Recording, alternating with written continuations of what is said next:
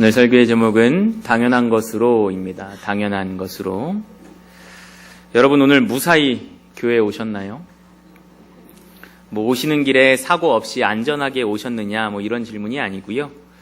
교회로 예배를 드리러 오는 여러분 마음에 아무런 거리낌이나 힘겨움이 없이 평온한 마음으로 오셨느냐는 질문입니다. 기독교를 자신의 종교로 가지고 있는 사람이 주일에 교회에 와서 예배를 드리는 것은 매우 당연하고 자연스럽고 쉬운 일인 것처럼 보이지만 사실 누군가에게는 이렇게 예배를 하려고 교회에 오는 것조차도 상당한 결단과 또 힘겨운 영적 싸움을 거쳐야지만 가능한 매우 어려운 일이기도 하거든요. 때로는 몸이 피곤하니까 쉬고 싶어서, 때로는 휴일이니까 개인적인 시간이나 가족과 함께하는 시간을 보내고 싶어서, 또 때로는 불가피한 일이 생겨서, 때로는 그냥 기분이 좋지 않아서, 때로는 교회에서 만나게 될 누군가의 얼굴이 보기 싫어서, 때로는 삶 가운데 죄를 짓고 그 죄책감에 사로잡혀서 여러 가지 이유로 예배에 나오기를 주저하고 갈등하기도 하니까요. 비단 예배의 문제만은 아닐 겁니다. 교회 봉사를 하면서 또 일상을 살아가면서 그렇게 직장에서, 가족들 사이에서, 친구들 사이에서 또 나 홀로 있을 때에도 나의 신앙 양심을 흔들고 내 신앙의 결단을 무너뜨리고 나로 하여금 하나님의 말씀을 떠나 죄의 길로 들어서게 만드는 여러 종류의 유혹과 갈등을 경험하게 되니까요. 그래서 예배는 물론이려니와 아예 신앙을 포기해버리고 영적인 방황을 시작하는 경우들도 있는데요. 우리는 그런 일들을 통칭해서 시험이라고 부르죠. 지금 내 신앙이 흔들리고 있다. 내가 죄의 유혹을 경험하고 있다. 내 안에 믿음보다 의심과 불평이 더 커지고 있다. 그래서 내 신앙이 위기에 놓여 있다. 이런 상태를 가리켜서 소위 시험에 들었다, 시험에 빠졌다라고 하잖아요. 그렇게 나로 하여금 시험에 들게 만드는 그 시험거리들을 다들 한 번쯤은 경험해 보셨을 거라 생각합니다. 혹시 이 자리에도 지금 시험을 겪고 있는 상태여서 오늘 예배하러 오는 것조차도 쉽지 않았던 분이 계실지 모르겠는데요. 대체 우리에게 왜 시험이 찾아오는 걸까요? 처음부터 시험을 겪지 않으면 시험에 빠질 일도 없으니까 하나님이 미리미리 시험이 될 만한 일들을 차단해 주시면 좋을 텐데 말이죠. 그럼 신앙생활에 위기 없이 늘 편안하고 즐겁게 신앙생활하면서 그렇게 주님을 예배할 텐데 어째서 하나님께서는 그런 시험거리들을 막아주지 않으시고 우리로 하여금 시험을 당하게 하시는 걸까요? 그것은 시험을 통해 이루고자 하시는 목적이 있기 때문인데요. 여러분들이 학교에 다닐 때를 한번 생각해 보시죠. 학교에서는 때마다 시험을 보잖아요. 중간고사, 기말고사, 시험을 봅니다. 왜 보나요? 1등, 2등, 3등 성적을 매겨서 줄 세우기 위해서 보나요? 아니면 학생들을 괴롭게 하기 위해서 보나요? 물론 학생들은 그렇게 생각할 수도 있겠지만 근본적인 목적을 생각해 본다면 시험은 지금까지 이 학생이 교과목을 잘 배워왔는가, 배운 것들을 확실히 자기 것으로 만들었는가, 현재의 학업 수준은 어느 정도 되는가, 다음 단계를 배워도 될 만한 준비가 되어 있는가, 이런 내용들을 확인하기 위함입니다. 시험을 치르면 그 학생의 학습 상태가 여실히 드러나니까요. 마찬가지입니다. 우리의 신앙생활에 시험이 있는 이유는 지금까지 이 사람이 신앙생활을 해온다고 해왔는데 하나님의 말씀을 잘 배워온 것이 맞는가? 배운 말씀들을 따라서 살아가고 있는가? 현재 신앙의 수준은 어느 정도 되는가? 하나님께서 맡기실 그 사명을 감당할 만한 준비가 되어 있는가 확인시키기 위함입니다. 시험을 겪는 순간 내 신앙의 상태가 어떠한지 여실히 드러나니까요. 그래서 시험은 신앙이 연약하다거나 경건하게 살지 못하는 몇몇 사람들에게만 있는 것이 아니라 모든 기독교인에게 있을 수밖에 없는 필연적인 것입니다. 오랜 세월 동안 열심히 신앙생활을 하고 거룩을 위해서 애써온 신앙인들에게도 시험은 있다는 것이죠. 공부를 잘하든 못하든 학생인 이상 시험을 봄으로써 현재 학습 상태를 드러내야 하는 것처럼 신앙의 모습이 어떠하든 신앙의 연차가 어떠하든 기독교인인 이상 시험을 통해서 현재 자신의 신앙 상태를 드러내야 한다는 것이죠. 뭘 잘못했기 때문에 시험을 겪는 게 아니라는 이야기입니다. 그래서 하나님께서는 직접 시험을 주관하기도 하시죠. 아브라함에게 이삭을 바쳐라 라고 하셨던 것처럼요. 또 주변 사람이나 상황을 통해서 시험을 겪게도 하십니다. 가나안 원주민들을 남겨두어서 이스라엘 백성이 가나안에 사는 동안에 하나님의 명령을 잘 지키는지 보셨던 것처럼요. 심지어 마귀에게 시험의 권한을 주기도 하십니다. 의인이었던 욥의 믿음을 시험하라고 허락하셨던 것처럼 말이죠. 오늘 본문도 그렇게 마귀에게 시험의 권한을 주신 경우인데요. 마귀가 예수님을 시험하는 장면이 바로 오늘의 본문입니다. 약 30년 동안 평범하게 살아가던 예수님께서 세례 요한에게 세례를 받으심으로써 드디어 스스로를 세상에 드러내시는데요. 인간 예수로서의 그 평범한 삶을 뒤로 하고 인류의 구원자이신 그리스도로서의 삶을 시작하십니다. 그 사역과 삶의 첫걸음은 광야였죠. 40일 동안 성령에게 이끌리시어 광야 생활을 하시면서 십자가의 길을 걸어갈 영적 준비를 하셨습니다.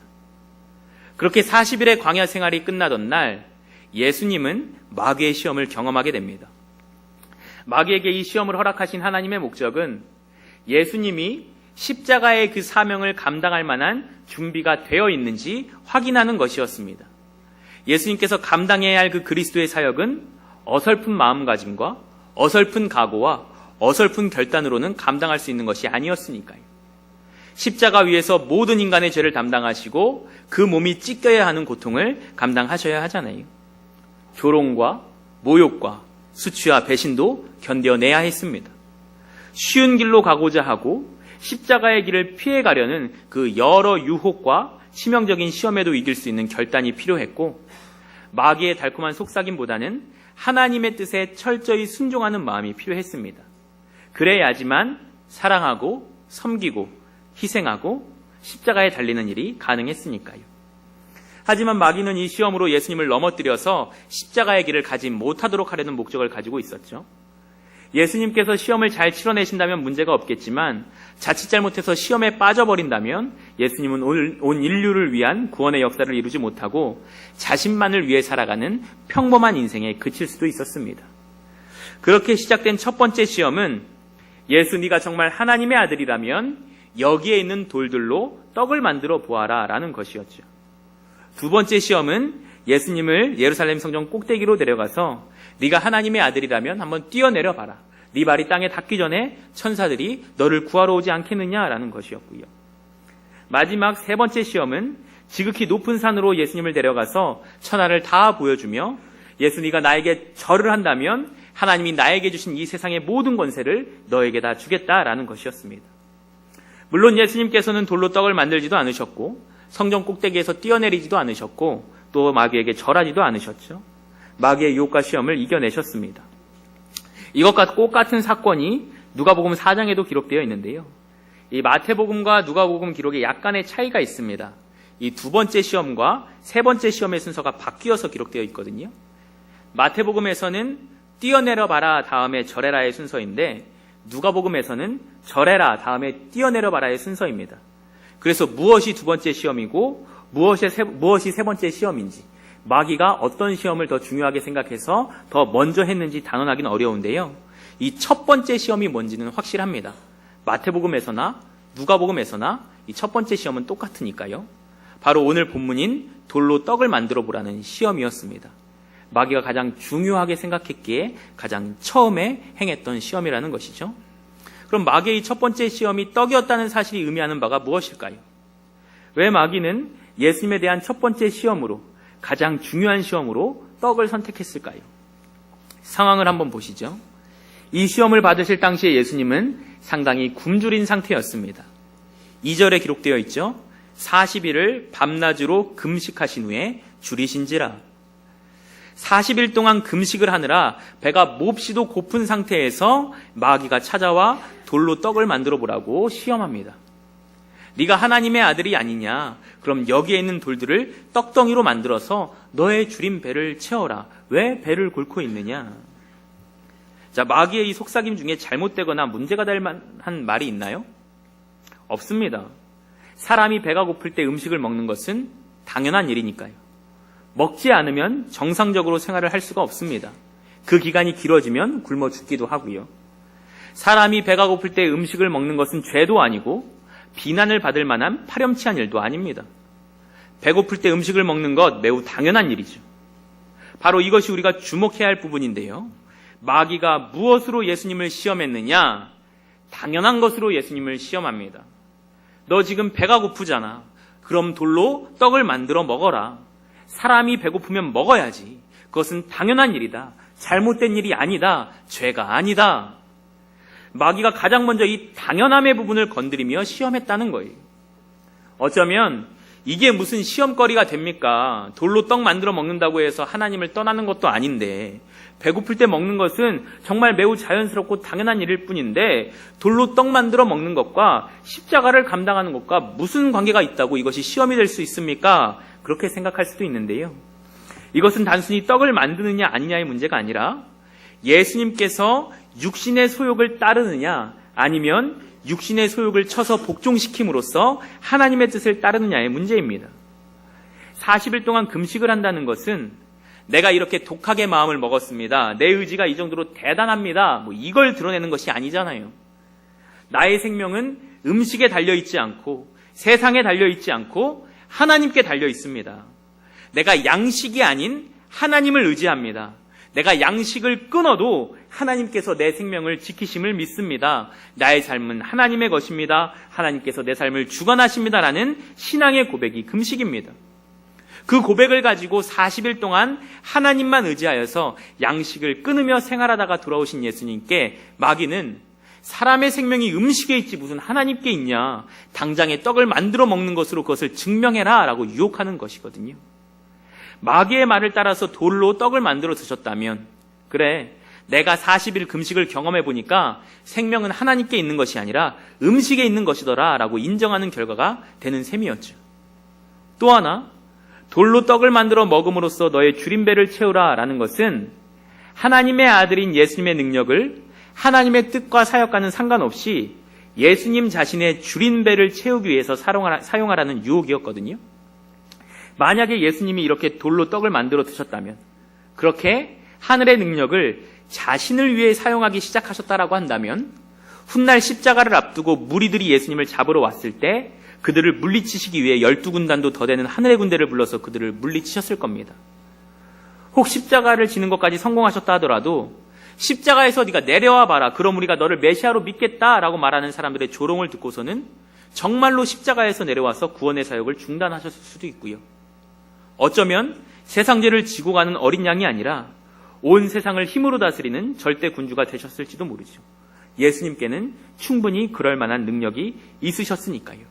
자신을 위해 그 능력을 사용하기 시작하였다면 이런 일들이 벌어질 수도 있었습니다. 하지만 우리 모두가 알고 있듯이 예수님은 그렇게 하지 않으셨죠. 마귀는 돌로 떡을 만들어 먹으라며 예수님의 결단을 무너뜨리고 하나님의 말씀에 불순종하게 만들고 자기 자신을 위해서 능력을 사용하며 구원의 길을 가지 못하도록 시험했지만 예수님께서는 그 시험을 이겨내셨기 때문에 이후에도 계속해서 찾아오는 유혹과 시험에도 흔들리지 않고 끝까지 십자가 구원을 이루실 수 있었던 것이죠. 이렇게 마귀는 예수님을 넘어뜨리려 했던 것처럼 오늘날을 살아가고 있는 우리들도 넘어뜨리려고 합니다. 하나님의 사람으로 살아가야 할 우리들을 시험하고 우리의 신앙을 무너뜨림으로써 멸망시키려는 것이 마귀의 목적이니까요. 그런 마귀는 흉악한 것이 아니라 끔찍한 것이 아니라 당연한 것으로 우리를 시험합니다. 상식적으로, 이성적으로, 그리고 합리적으로 생각해 보면 고개가 끄덕여지는 이야기를 가지고 감정적으로도 쉽게 인정되는 것을 가지고 그게 당연한 것으로 속삭이죠. 그래서 마귀의 시험에 빠지는 경우들이 많은 거예요. 당연한 것으로 접근하니까. 차라리 악한 것으로 다가온다면, 비상식적이고 몰상식한 것으로 다가온다면 구별하기도 쉽고 거부하기도 쉬울 텐데 당연한 것으로 다가오니까 이것이 마귀의 시험인지 아닌지 구별하기도 어려울 뿐더러 거부하기는 더 어려운 것이죠. 그럼 우리는 당연한 것으로 유혹해오는 이 마귀의 시험에 속수무책으로 당해야 하는 걸까요? 그렇지 않습니다. 예수님이 이기신 방법 그대로 사용하면 시험을 이길 수 있는데요. 우리 4절 함께 읽도록 하겠습니다. 4절 말씀 함께 읽습니다. 예수께서 대답하여 이르시되 기록되었으되 사람이 떡으로만 살 것이 아니요 하나님의 입으로부터 나오는 모든 말씀으로 살 것이라 하였느니라 하시니. 예수님은 구약 신명기 8장 3절에 기록되어 있는 하나님의 말씀을 가지고 마귀의 시험을 물리치십니다. 그런데요, 사람이 떡으로만 살 것이 아니요 하나님의 입으로부터 나오는 모든 말씀으로 살 것이라 라는 이 하나님의 말씀이요, 여러분 납득이 되시나요? 사람이 떡으로 살고 음식으로 살지 어떻게 말씀으로 살아요? 여러분 중에 먹지 않고 말씀만 보면서 살아갈 수 있는 사람이 계신가요?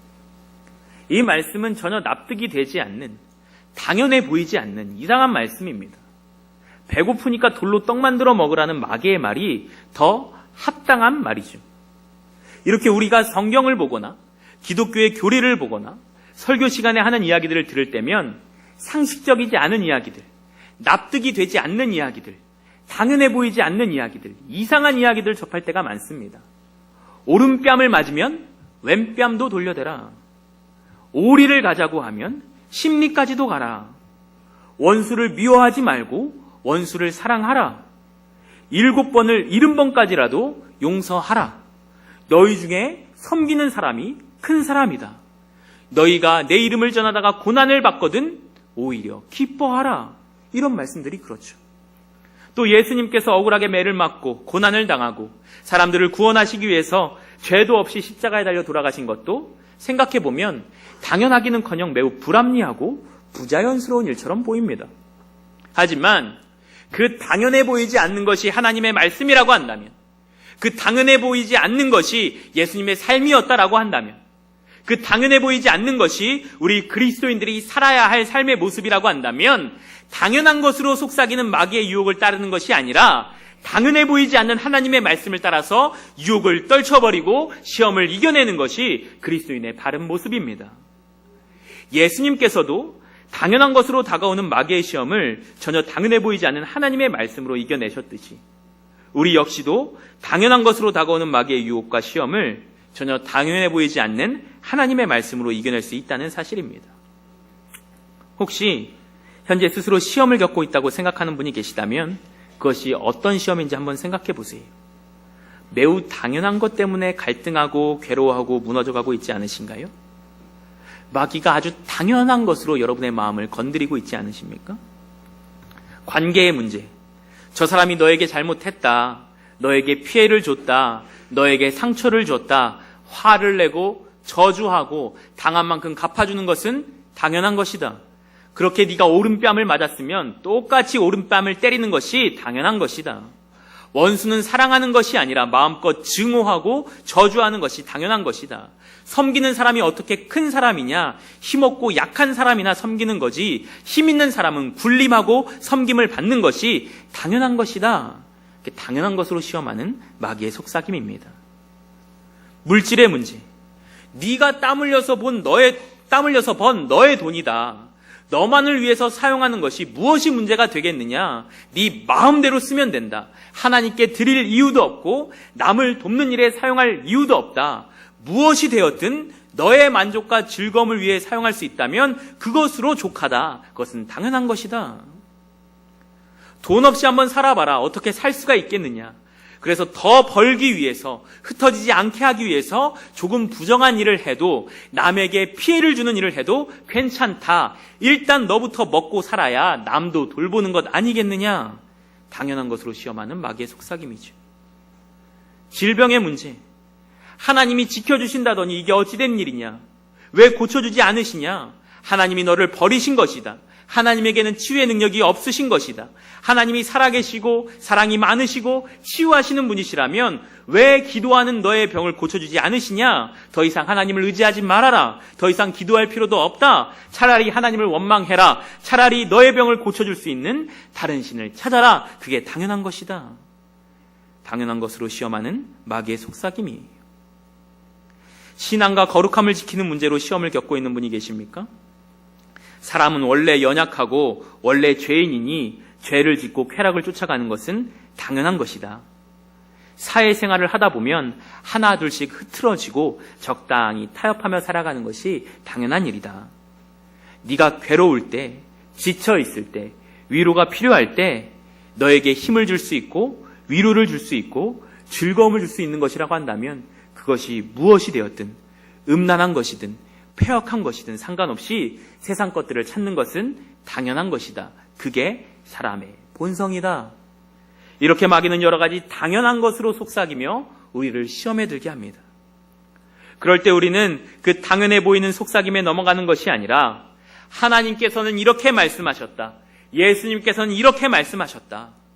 용서할 수 없어도 용서하라. 사랑할 수 없어도 사랑하라. 인내할 수 없어도 인내하라. 힘이 있어도 섬겨라. 땀 흘려 얻은 것을 나누어라. 남을 위해서 희생하여라. 상황이 변하지 않아도 끝까지 믿고 기도하여라. 너의 모든 것을 바쳐서 헌신하여라. 세상은 부정을 향해 나아간다고 해도 내 백성인 너는 정결하여라. 그러니 나는 당연해 보이는 너의 속삭임이 아니라 당연해 보이지 않는 이 하나님의 말씀을 따르겠다라고 선포하며 시험을 이길 수 있는 사람들이 바로 우리들이라는 거예요. 오해는 하지 마십시오. 당연한 것은 다 잘못된 것이거나 아니면 당연한 것은 다 마귀의 유혹이라는 이야기가 아닙니다.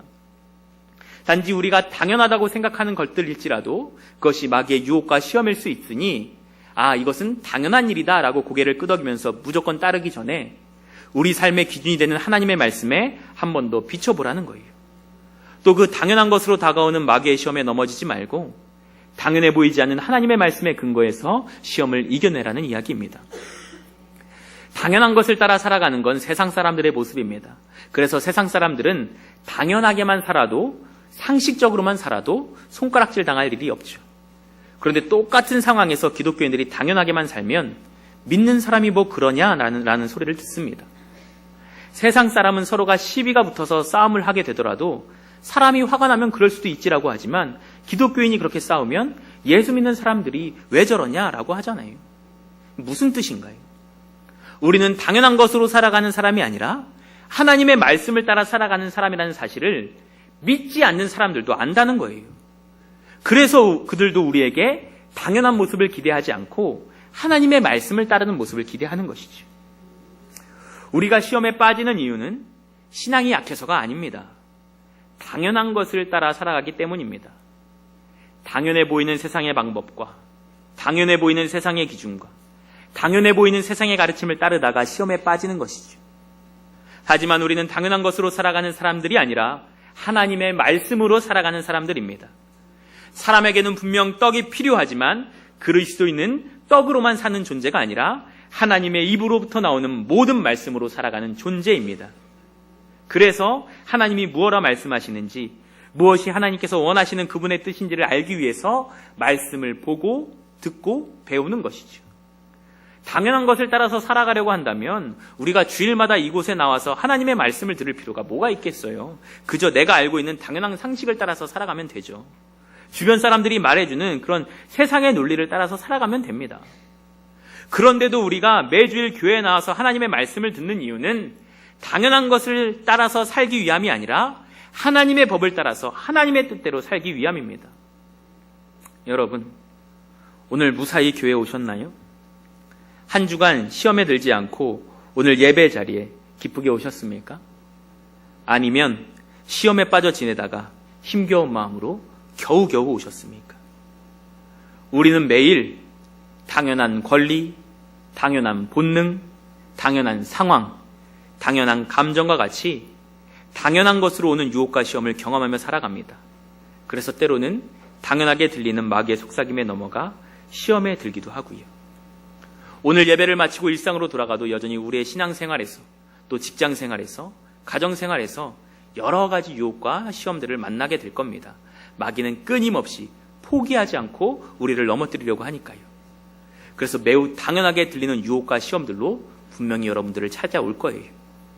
하지만 그때마다 당연한 것처럼 보이는 그 속삭임들이 하나님의 말씀에 비춰봤을 때, 예수님의 가르침에 비춰봤을 때, 내가 배운 그 그리스도인의 삶에 비춰봤을 때 진정 옳은 것인지 아니면 나를 넘어뜨리려는 마귀의 시험인지 깨어 분별할 수 있기를 바랍니다. 당연한 것보다는 하나님의 말씀을 우선하며 그 뜻대로 살아갈 수 있는 영적인 능력이 생기기를 축복합니다. 당연한 것으로 다가오는 마귀의 시험을 전혀 당연해 보이지 않는 하나님의 말씀으로 이겨내면서 더욱 단단한 신앙인으로 세워지는 성장과 성화의 역사가 있기를 원합니다. 시험은 믿음이 어리고 신앙심이 두텁지 않아서 겪는 것이 아닙니다. 내가 신앙생활을 잘 못해서 나에게만 있는 형벌이 아닙니다. 그리스도인이라면 누구에게나 시험이 있습니다. 예수님도 경험했던 시험이잖아요. 하지만 시험을 겪는 것과 시험에 빠지는 것은 다른 문제입니다. 시험을 겪는 것은 모두에게 필연적인 일이지만 시험을 경험한다고 해서 모두가 시험에 빠지는 것은 아니니까요. 내 삶의 기준을 당연한 것에 두고 당연한 것을 따라 살아간다면 당연한 것으로 찾아오는 마귀의 시험에 빠질 수밖에 없지만 내 삶의 기준을 하나님의 말씀에 두고 하나님의 말씀을 따라 살아간다면 하나님의 말씀으로 시험을 이기는 승리를 경험하게 됩니다. 이것이 당연하냐 아니냐, 이게 판단의 기준이 아니라 이것이 하나님의 말씀이냐 아니냐, 이것이 판단의 기준이 되어야 합니다. 우리를 넘어뜨리고 멸망시키고자 하는 마귀는 결코 무섭거나 두려운 것으로 유혹하지 않습니다. 당연한 것으로 우리를 유혹합니다. 이 사실을 기억하면서 날마다 당연한 것으로 찾아오는 마귀의 시험에 빠지지 않고 오히려 당연해 보이지 않는 하나님의 말씀을 붙들고 그 말씀에 근거하여서 그 모든 시험들을 이겨냄으로써 날마다 승리하는 신앙인으로 살아가시기를, 그로 인해 날마다 그 믿음이 굳건해지는 저와 여러분 되기를 주님의 이름으로 축원합니다.